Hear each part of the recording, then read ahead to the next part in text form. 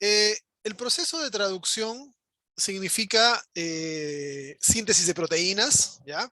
Traducir significa cambiar de idioma y eso es lo que se hace cuando se realiza la traducción, se cambia del idioma de nucleótidos al idioma de aminoácidos, ¿ya?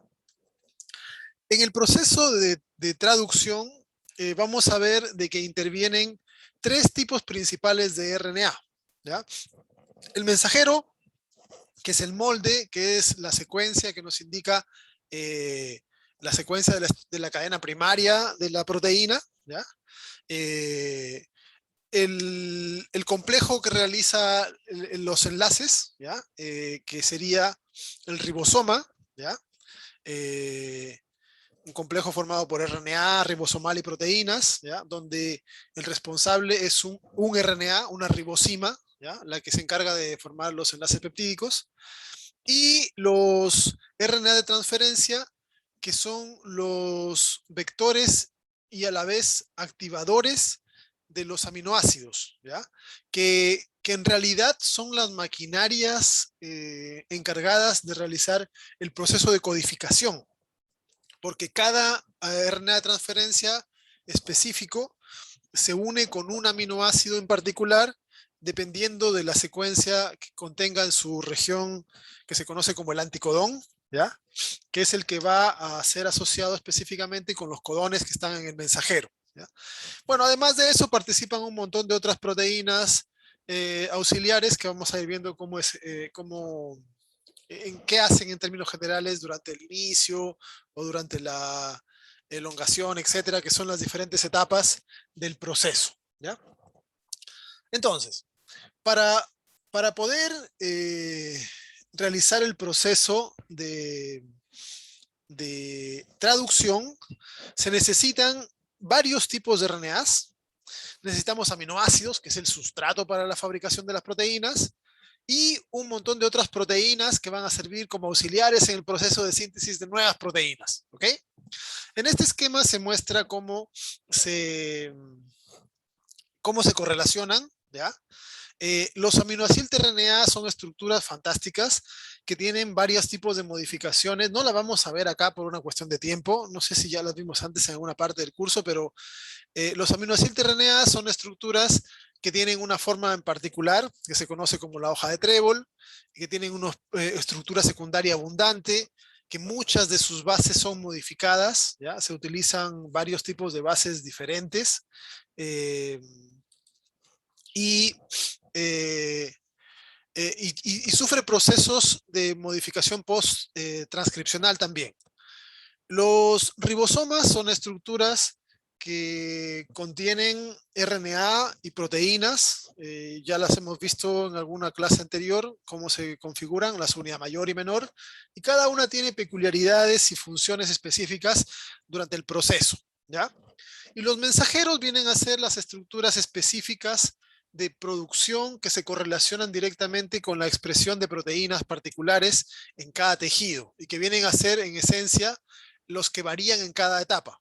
Los ribosomas son los mismos en cada proceso de traducción, los RNA de transferencia unidos a aminoácidos también son los mismos, y lo que varía son los mensajeros. Dependiendo de cuál mensajero se use, se producirá una proteína u otra.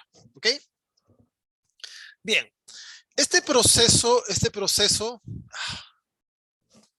me saltó no sé hasta dónde. Este proceso de, de, de, de traducción, hay que recordar que tiene diferencias en bacterias y en eucariotas, en el sentido de que en bacterias es un proceso simultáneo al proceso de transcripción, mientras que en eucariotas son procesos separados en el tiempo y en el espacio, ¿ya? La transcripción ocurre en el núcleo, la traducción ocurre en el citosol, ¿ya? Bueno, hay que recordar también de que en las mitocondrias ocurre transcripción y traducción porque hay expresión de genes, y allí es simultáneo como en las bacterias, lo que nos recuerda el pasado bacteriano de las mitocondrias.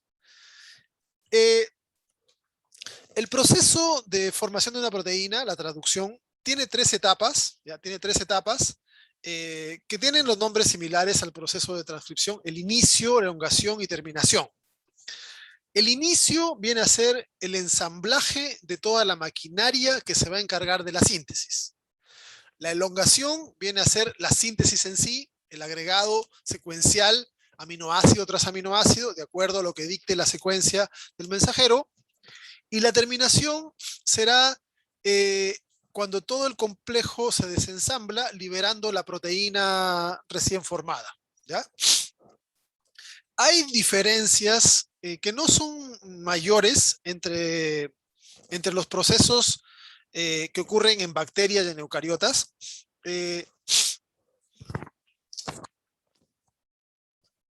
No son muy... La parte de iniciación. En la parte de iniciación podemos encontrar diferencias un poco más marcadas entre lo que pasa en bacterias y en eucariotas. Algunas cosas que se hacen diferentes. El proceso de elongación es bastante más similar y en determinación también, ¿ya? Así que en este esquema voy a hacer una explicación genérica de cómo ocurre la traducción para ambos sistemas y luego veremos los detalles que diferencian a lo que hacen los ribosomas bacterianos con respecto a lo que hacen los ribosomas o cómo se realiza la traducción en eucariotas, ¿ya?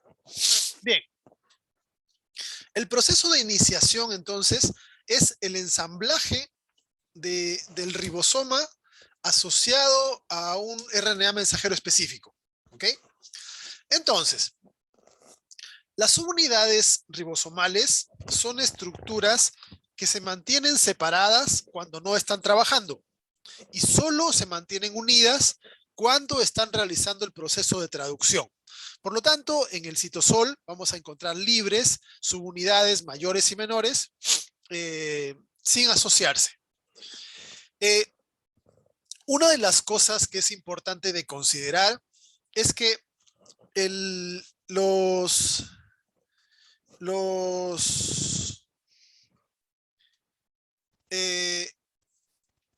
el citosol de una célula, nosotros podemos encontrar varios tipos de RNAs, ¿ya? No solamente mensajeros, ¿ok? Por lo tanto, una de las cosas más importantes que tiene que hacerse para iniciar la síntesis de una proteína es reconocer qué RNA es mensajero y diferenciarlo de los demás, ¿ya? Eso es importante, porque si no, si el ribosoma agarrase cualquier RNA y empezase a traducirlo, podría empezar a formar secuencias que no tienen nada que ver con lo que necesita la célula, ¿ya? Por lo tanto, una de las primeras cosas que tiene que determinarse es si se ha encontrado un mensajero o corresponde a otro tipo de RNA, ¿ya? Entonces hay que diferenciarlo. ¿Cómo se determina si un RNA es mensajero o no? Pues depende de las características que este va a tener.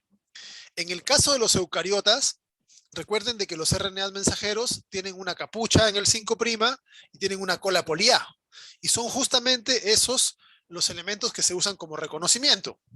En el caso de las bacterias no existen esas marcas, no existe ni cola ni capucha, por lo tanto se tienen que utilizar otras características de las secuencias que tienen los propios RNAs mensajeros. Ya ahí vamos a ver una secuencia particular que se llama Shine-Dalgarno.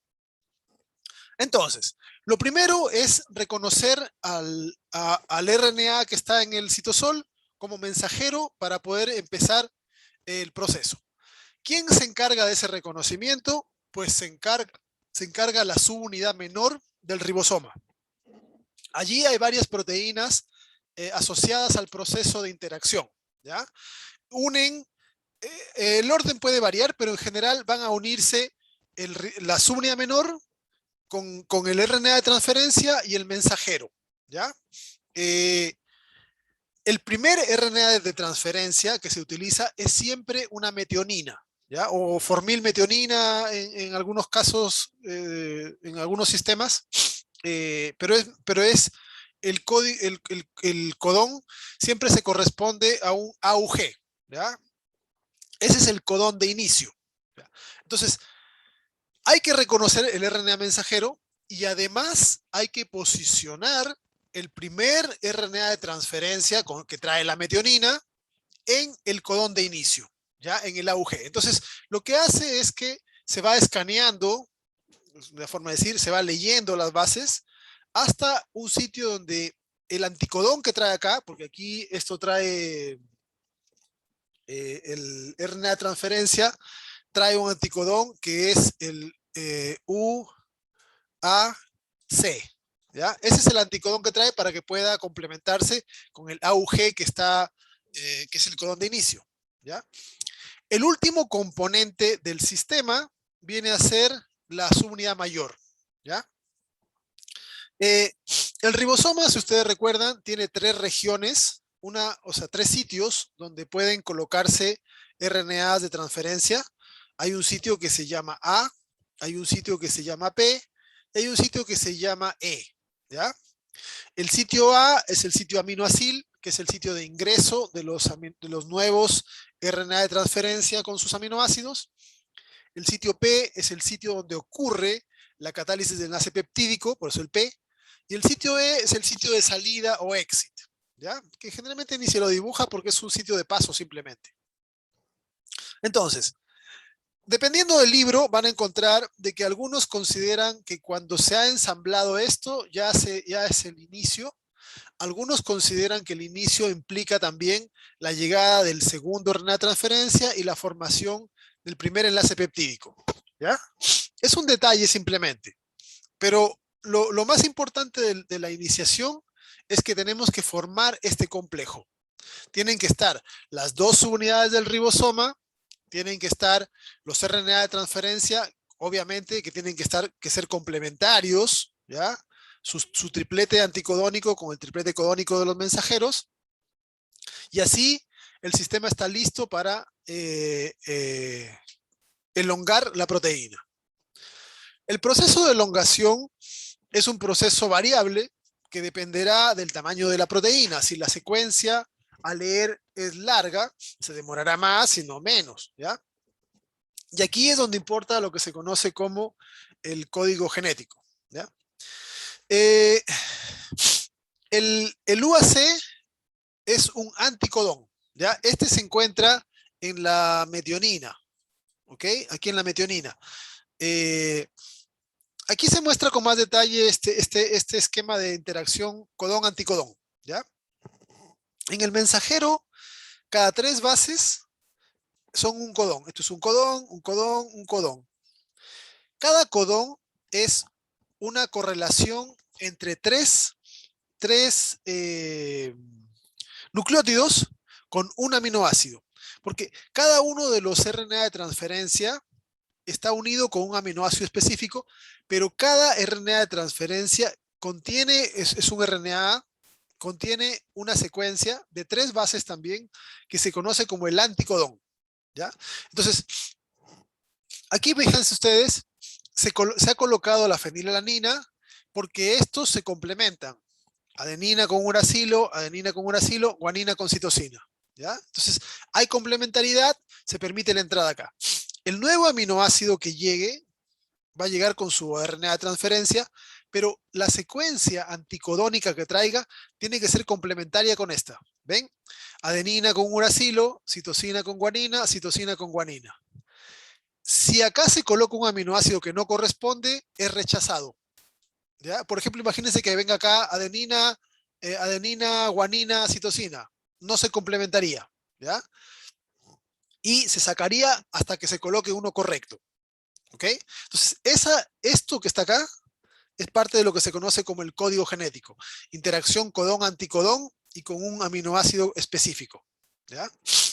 Entonces, el proceso de elongación en sí va a ser un proceso en el cual el ribosoma va avanzando sobre el RNA mensajero de tres bases en tres bases. Cada tres nucleótidos va colocando un aminoácido. ¿Ya? Aquí pueden ver, el sitio A está libre, ¿ya? Imaginemos acá, el sitio A está libre, en el sitio A ingresa el RNA de transferencia con su aminoácido, ¿ya? Si existe complementariedad, Ya. Recuerden, si no hay complementariedad, se lo saca y se coloca uno que sí se complemente. Si hay complementariedad, el RNA ribosomal rompe este enlace que une al aminoácido con su RNA de transferencia y con la energía de cortar este enlace forma el enlace entre aminoácidos, es decir, un nuevo enlace peptídico. ¿Ven? Ahora todo se mueve. Este que estaba en el sitio A se mueve y ahora está en el sitio P. Este que estaba en el sitio P se mueve al sitio E y luego sale. Y queda el sitio A otra vez vacío. Entonces aquí, en el sitio A vacío, ingresa un nuevo RNA de transferencia con su aminoácido. Si hay complementariedad, se corta un enlace, se forma otro enlace y avanza otra vez a otro espacio. Entonces, el ribosoma va dando pasos y cada paso cubre tres nucleótidos. Eso es el sistema de complementariedad que implica la interacción codones en el mensajero con anticodones en el RNA de transferencia. ¿Ok? Esto ocurre mientras existan RNA de transferencia que puedan ser capaces de interactuar con codones. ¿Ya? Llega un momento que es el final de la proteína, en donde aparecen los que se conocen como codones stop o codones de parada, ¿ya? O de término. Estos codones, o sea, para estos codones no existe ningún RNA de transferencia que pueda ser complementario, ¿ya? Ninguno de los más de 200 RNA de transferencia que tenemos tiene secuencias anticodónicas que puedan pegarse a esto, ¿ok? Por eso sí que se dice que estos codones no codifican, porque no hay nada que pueda pegarse acá que traiga un aminoácido asociado. En lugar de eso, hay unas proteínas que se llaman factores de liberación, ¿ya? Factores de liberación, que sí reconocen a esto. Y cuando reconocen a esto, son capaces de desestabilizar el sistema. Entonces, cuando se coloca el factor de liberación, este promueve de que se corte este enlace, pero ya no se pega a nada. Por lo tanto, al cortarse esto, la proteína queda libre, queda liberada, ¿ya? Y luego todo el sistema se desensambla. Se separan las subunidades, el factor de liberación también, el último RNA de transferencia queda libre. Este se puede reutilizar, como todos estos que se usaron. Hay enzimas que le pueden pegar otra vez un aminoácido y volver a ser utilizados en un proceso siguiente de traducción. ¿Ok? Preguntas hasta aquí.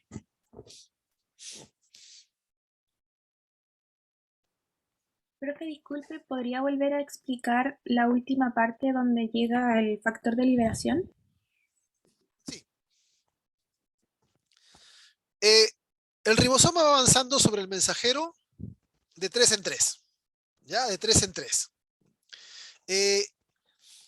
Cuando llega a un codón de término, son 3 codones de término. ¿Ya? La secuencia de los codones de término son UAA, UAG y UGA. ¿Ya? Esas son las 3 secuencias que se conocen como codones de término.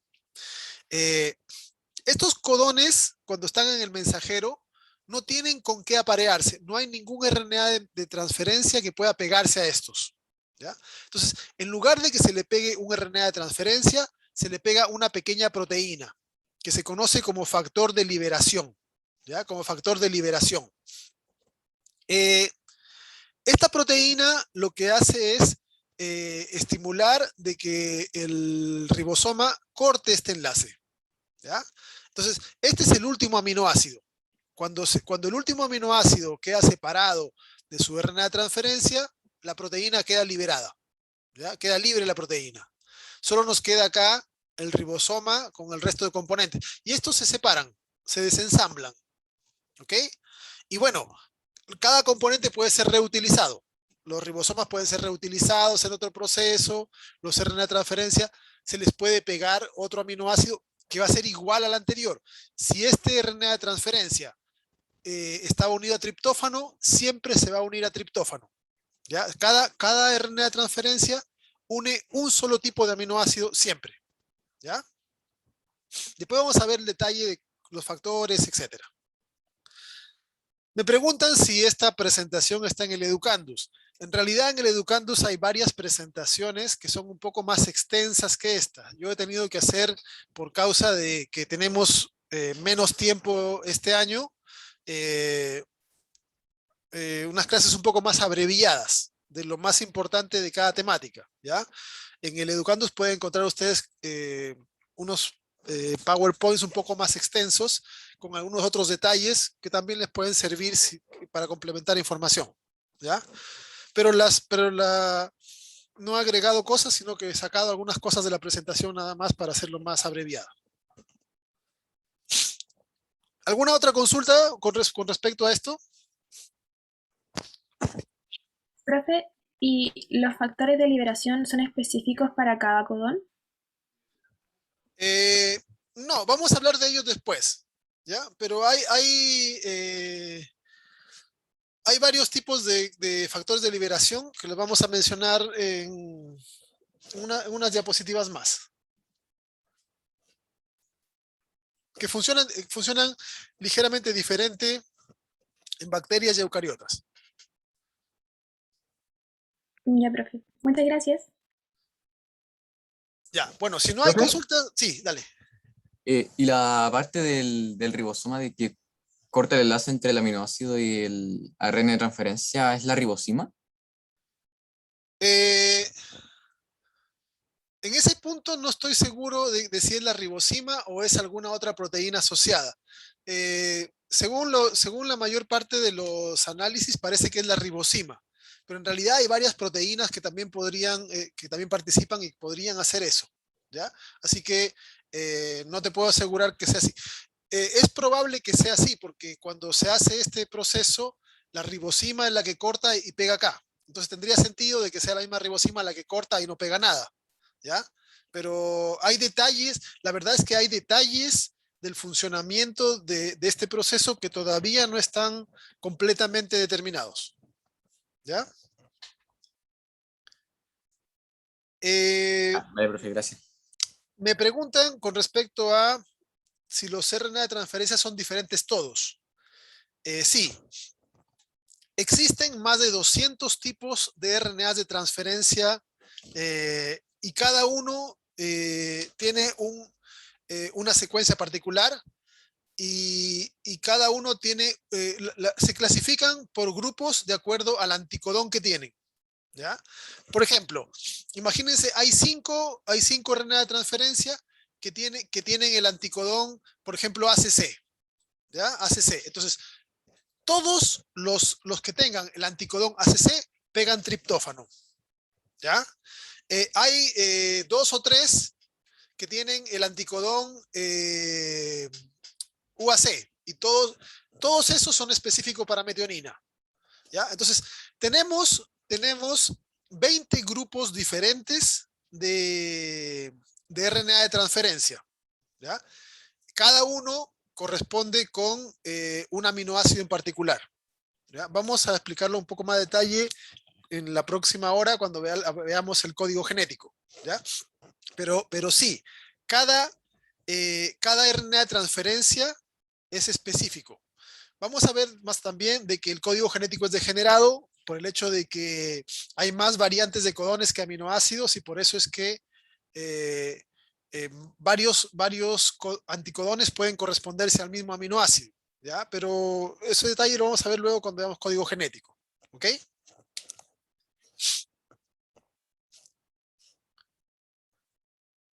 Ya.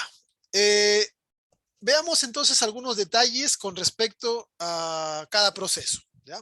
Empecemos con la iniciación.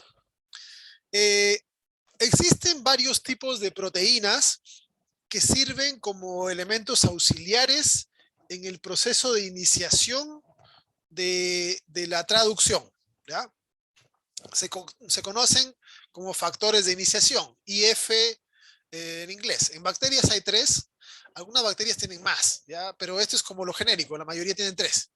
IF1, IF2, etc. Para los que son eucariotas, se le coloca una E pequeña delante para indicar de que es el factor de inicio de la traducción eucariota. Ya aquí, como pueden ver, hay más tipos de proteínas, hay más variantes. ¿Ya? Una de las cosas importantes tiene que ver con el reconocimiento del RNA mensajero. Todos los RNAs mensajeros de bacterias presentan una secuencia que se conoce la secuencia Shine-Dalgarno, ¿ya? En honor a los que la descubrieron.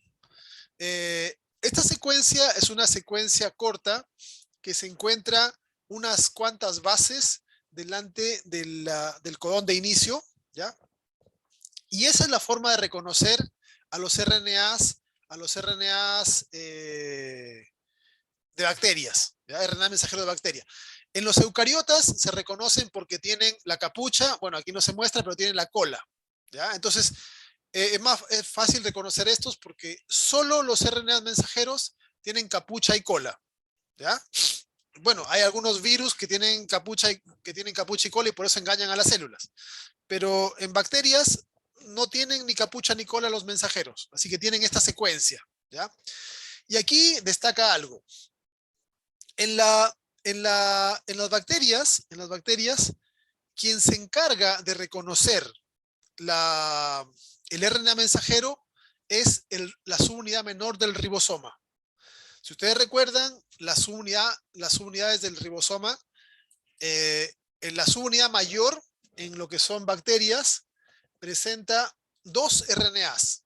¿Ya? Tiene un RNA más grande, que es de 23S, y uno más pequeño, que es de 5S. Y la menor tiene un RNA que es de 16S. Es justamente ese RNA de la subunidad bacteriana el que reconoce la secuencia Shine-Dalgarno por complementación, ¿ya? En cambio, en eucariotas, la subunidad menor no reconoce al mensajero, sino que son las proteínas auxiliares las que se encargan de ese proceso, ¿ya? Aquí se muestra algunos ejemplos de secuencia Shine-Dalgarno, como pueden ver, gen ARA, gen LAC.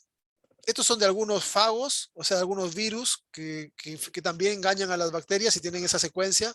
Por eso los reconocen como si fuese, los expresan, ¿ya? Pero ahí pueden ver que delante del codón de inicio está la secuencia Shine-Dalgarno. Y este es una parte de la secuencia del RNA ribosomal de la subunidad menor que se utiliza para reconocer esta secuencia, ¿ya? El inicio en procariotas, entonces, es un proceso que implica la interacción entre subunidad menor, el primer RNA de transferencia y el mensajero, ¿ya? Y allí participan los tres factores principales de la traducción, del inicio de la traducción bacteriana, ¿ya? Cosas que destacar.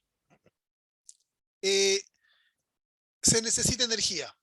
¿Ven? Aquí se gasta GTP. Se unen estos tres factores, los tres factores de inicio a la subunidad menor, ¿ya? Y algunos van a servir para poder pegar el primer RNA de transferencia, que en el caso de bacterias es la formilmetionina, ¿ya? No es la metionina, sino que es la metionina donde se le ha agregado un grupo formilo, ¿ya? Y otros sirven para pegar el mensajero, ¿ok? Entonces, el RNA, la subunidad menor escanea esto hasta que encuentra la secuencia Shine-Dalgarno. Y un poquito más allá de la secuencia Shine-Dalgarno va a estar el codón AUG, el codón de inicio. Y allí, sobre ese codón de inicio, se coloca el primer RNA de transferencia, que obviamente aquí trae el anticodón UAC, ¿ya? Entonces ahí se complementan. Fíjense cómo primero se han pegado las tres proteínas, se desprende una para que se pegue el RNA de transferencia, se une el mensajero, y luego para que la subunidad mayor quede anclada acá, se desprenden los otros dos factores y ahí se gasta energía. ¿Ven? Se gasta GTP, se salen dos factores y tenemos el complejo ensamblado con los tres espacios: el sitio A, el sitio P está la formilmetionina, el primer aminoácido con su RNA de transferencia, el sitio E vacío, ¿ya? Y luego aquí entrará el segundo RNA de transferencia, que tiene que ser complementario, y ahí se empieza la síntesis del proceso, ¿ya? Destacamos unos pocos factores. El ribosoma, la subunidad menor, es la que reconoce el mensajero y hay gasto energético, ¿ya? La iniciación en eucariotas es un proceso que involucra los dos extremos del mensajero, porque se tiene que reconocer tanto la capucha como la cola. Y aquí van a estar implicados varios de los factores de inicio eucariota, ¿ya? Aquí pueden ver en este esquema, estas letras representan los factores de inicio, ¿ya? Ahí ven cómo varios de los factores se van a pegar a la subunidad menor. Esta es la subunidad menor. Este, como tridente, representa el primer RNA de transferencia que trae la metionina, ¿ya? Y este va a unirse al codón de inicio. Esto en negro representa el RNA mensajero, ¿ya? Este punto negro que está acá representa la capucha, que sería la capucha de metilguanina. Y aquí esta PABP es una proteína de unión a la cola poli A, ¿ya? Entonces, como podemos ver, aquí está arriba, esto pueden ver acá, ¿ya? Los extremos. Este se forma un complejo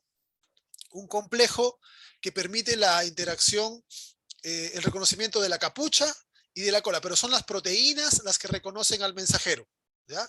Y después lo que se hace es buscar el sitio de inicio, pero esa búsqueda del sitio de inicio tampoco la hace la subunidad menor, sino que es por interacción entre el RNA de transferencia y el codón, ¿ya? Entonces el anticodón con el anticodón se van buscando hasta que se queda anclado ahí, ¿ya?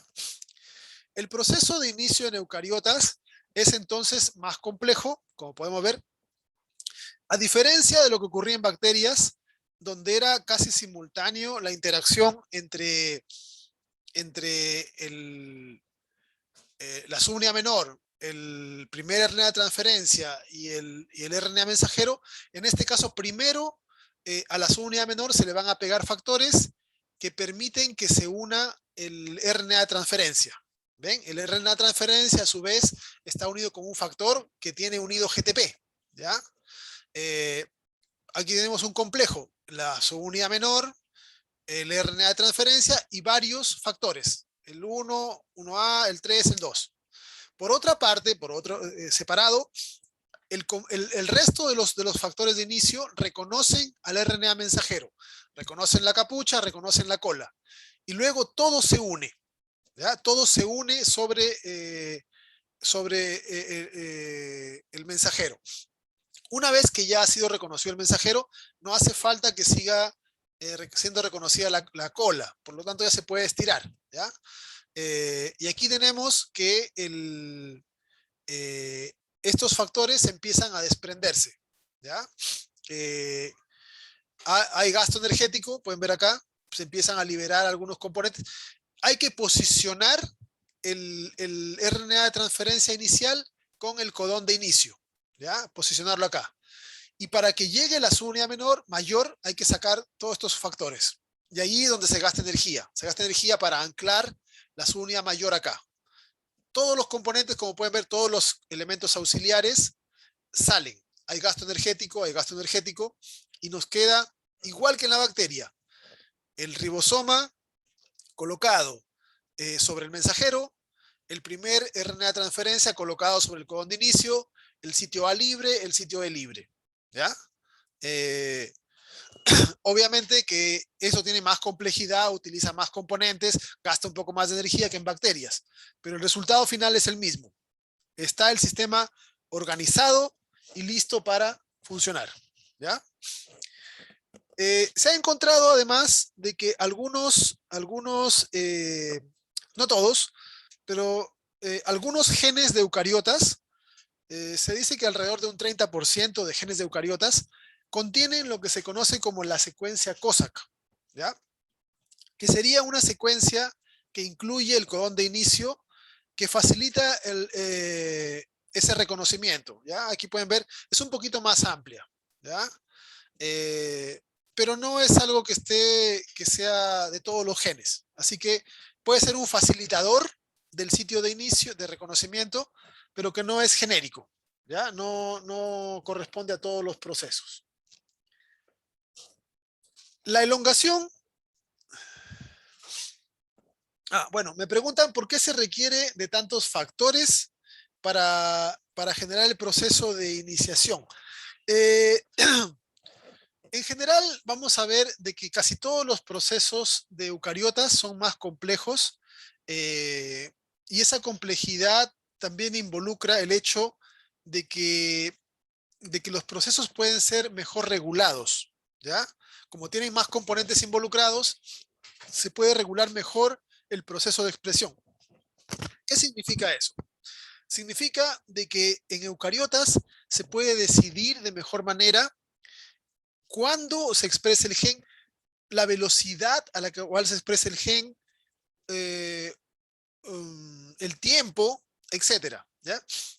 Mientras más componentes están involucrados, el proceso va a ser más meticuloso y por lo tanto, la célula ya no va a ser, por ejemplo, que todas las proteínas sean fabricadas a la misma velocidad, sino que aquí algunos componentes pueden servir para que se haga más lento.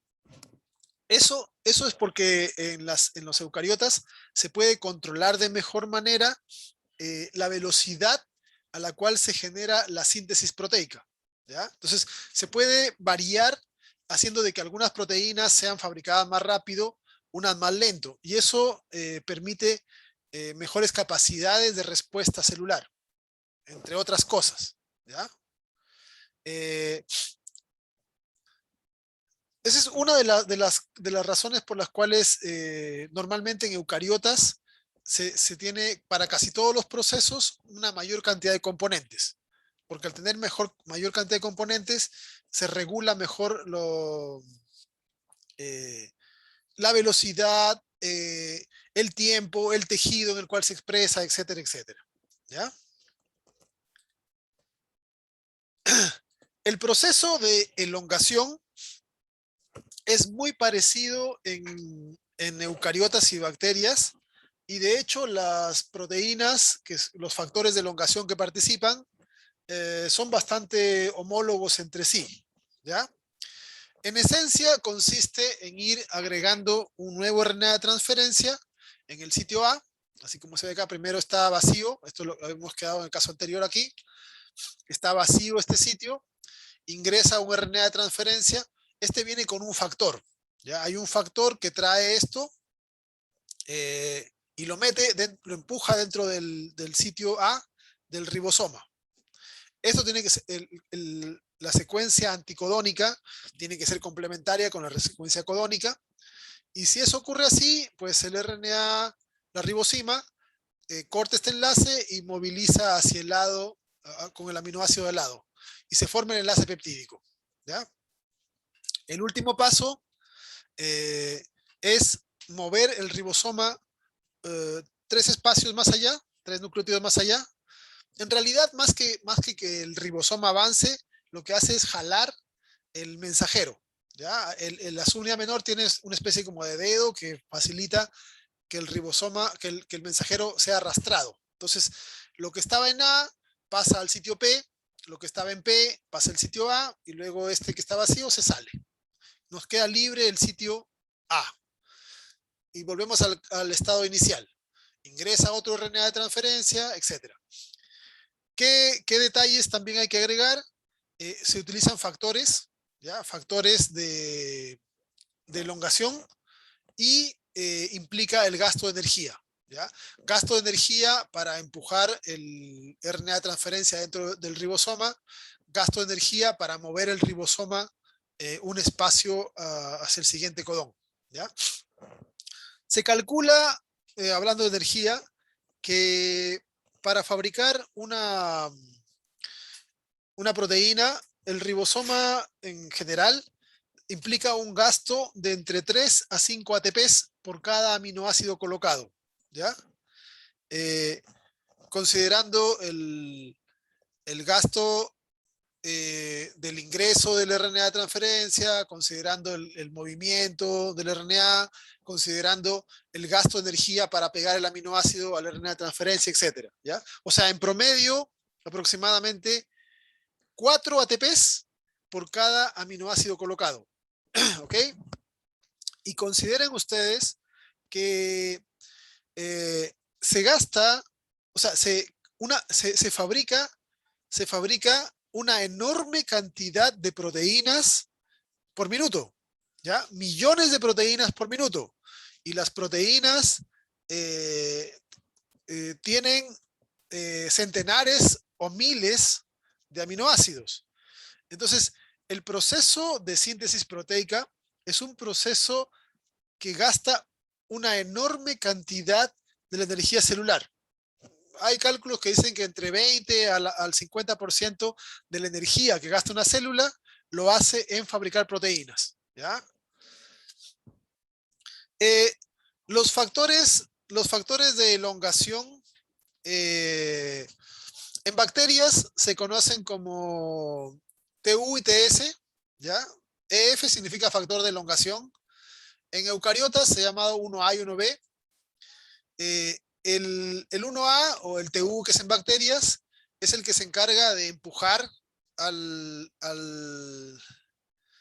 RNA de transferencia que trae el aminoácido hacia el interior del ribosoma, y ahí sufre cambios conformacionales y después tiene que reciclarse, y ahí participa el otro factor, ¿ya? Entonces participan asociados en este proceso. Una de las cosas que es importante de indicar acá, y lo vamos a ver después también, es que el código genético implica que son adaptadores secuenciales, ¿ya? Hay una enzima que le coloca un aminoácido específico a un RNA de transferencia de acuerdo a su anticodón. Entonces, hay una enzima que para cada interacción, hay una enzima que le pega triptófano a su RNA de transferencia. Hay otra enzima que le pega alanina a su aminoácido específico. Hay otra enzima para valina, hay otra enzima para ácido glutámico, etc. Entonces, hay un reconocimiento específico entre cada aminoácido con su RNA de transferencia respectivo.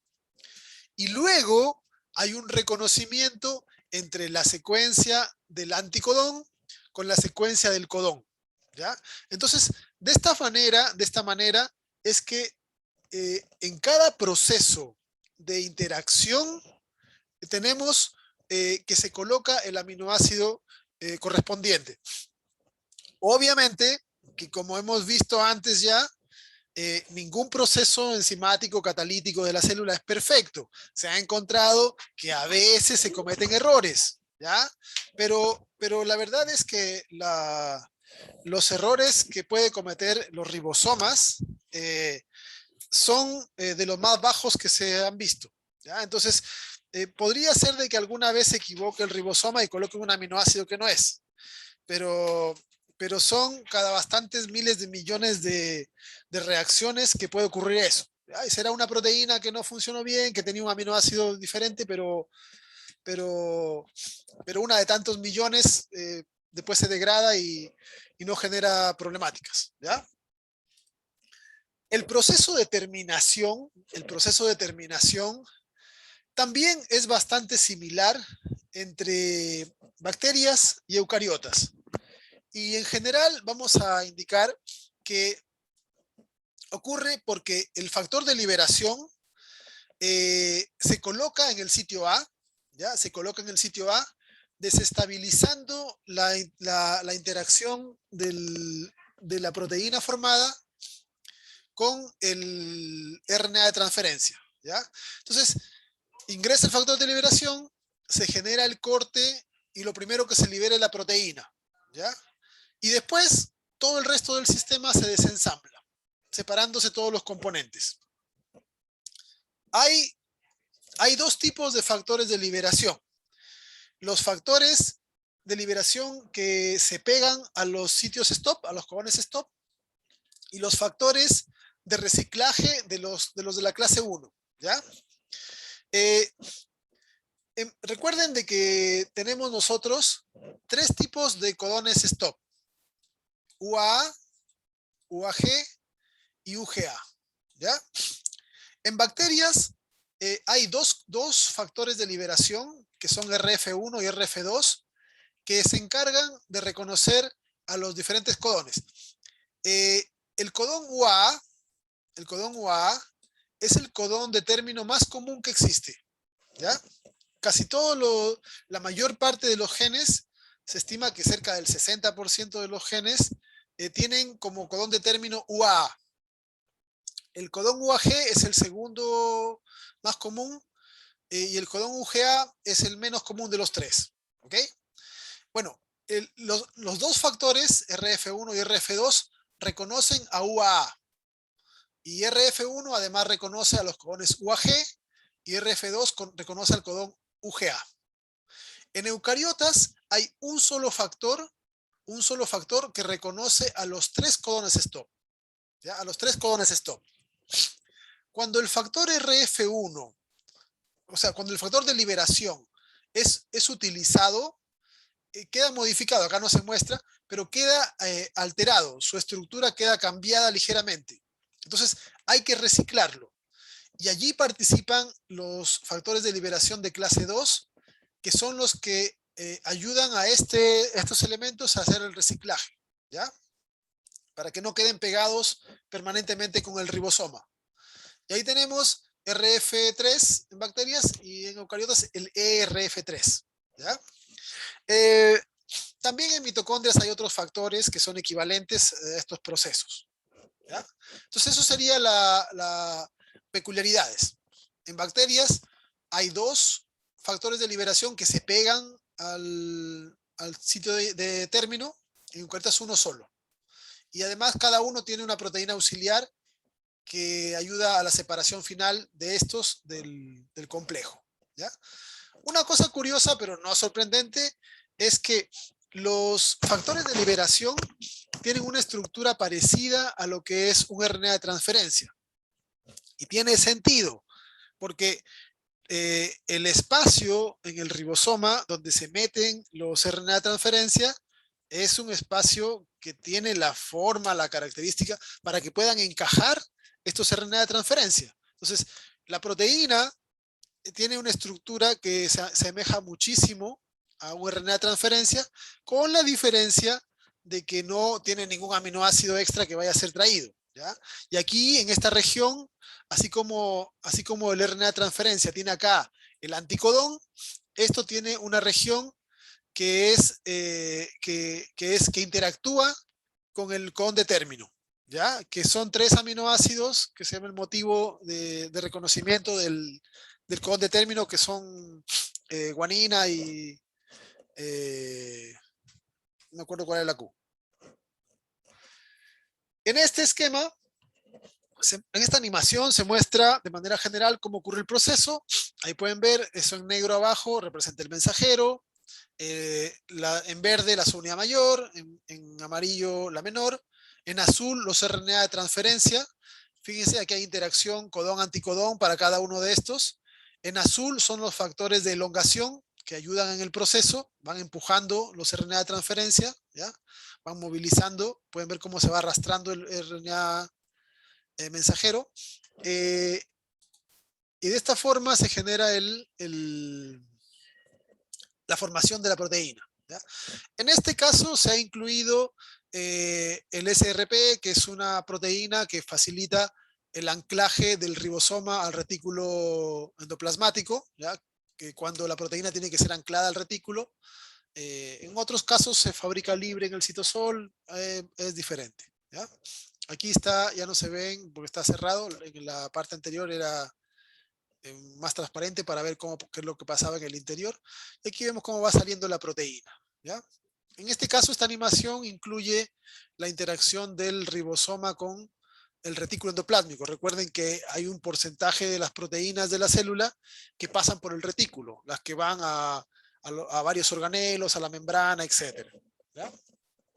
Otra cosa que también es interesante destacar es que cuando empieza la síntesis cuando un RNA aparece en el citosol y es capturado por un ribosoma para empezar el proceso, normalmente cuando el ribosoma avanza, se le van colocando otras subunidades atrás, ¿ya? De modo de que lo usual es encontrar estas estructuras llamadas polisomas o polirribosomas, en donde un mismo RNA mensajero está siendo traducido por varios ribosomas simultáneamente, ¿ya? Porque avanza uno, deja el espacio libre, ingresa otro y avanza y así, ¿ya? Eh, mientras esto ocurre, vamos a ver de que en el citosol ya la cola poli A está siendo cortada, ¿ya? Entonces llega un momento en que la degradación del ribosoma alcanza estos sitios y ya va a haber proteínas que no van a ser fabricadas correctamente, ¿ya? Esto porque la cola poli A es la responsable de determinar cuál es el tiempo de vida media del RNA mensajero en el citosol, ¿ya? Entonces, si un RNA tiene una cola muy larga, tendrá un tiempo de vida media más largo y permitirá que se le peguen más ribosomas, ¿ya? Si tiene una cola pequeña, será degradado más rápido y se le pegarán menos ribosomas. Esto para que entiendan de que no hay una relación 1-1-1 en el proceso de expresión. Nosotros en el ADN, en el DNA, podemos tener un gen ahí, ¿ya? Pero ese gen, cuando va a ser expresado, normalmente no produce un RNA, sino que cuando se activa la expresión de esto, van a reclutarse polimerasas. Llegará una polimerasa, fabricará un RNA, otra polimerasa, un segundo RNA y así. Y se fabrican varios RNAs, ¿ya? Y luego, cuando cada RNA salga hacia el citosol, va a ser leído por varios ribosomas, ¿ya? Entonces, hay un proceso multiplicador en la cantidad de proteína final que se va a producir, ¿ya? Entonces, cuando se hace transcripción y se fabrica RNA, de un solo gen se producen varios RNAs, obviamente iguales. Y después de cada RNA se fabrican varias proteínas, también obviamente iguales, ¿ya? Entonces, en el proceso de expresión génica, no es que de un gen se produzca un RNA y una proteína, sino que se producen de un mismo gen en el DNA varios RNAs iguales y de cada RNA varias proteínas iguales. De modo de que en un proceso de expresión temporal, en donde de una célula se exprese un gen, podemos tener de que se expresan y el resultado final son 50 proteínas o 1000 proteínas o 1.000.000 de proteínas. ¿Ok? Entonces, ¿cuándo se decide que se produzcan 50 proteínas y no 1000 proteínas? Eso es parte de la regulación de la expresión génica, ¿ya? Haciendo de que se genere más cantidad, menos cantidad, si la cola es más larga, si la cola es más corta, y un montón de otros factores que vamos a estudiar en la próxima clase. ¿Ok?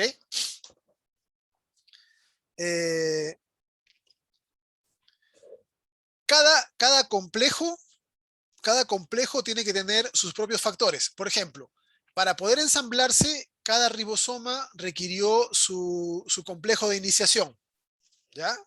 Entonces, cada ribosoma ensambló su complejo de iniciación, se organizaron y avanzaron.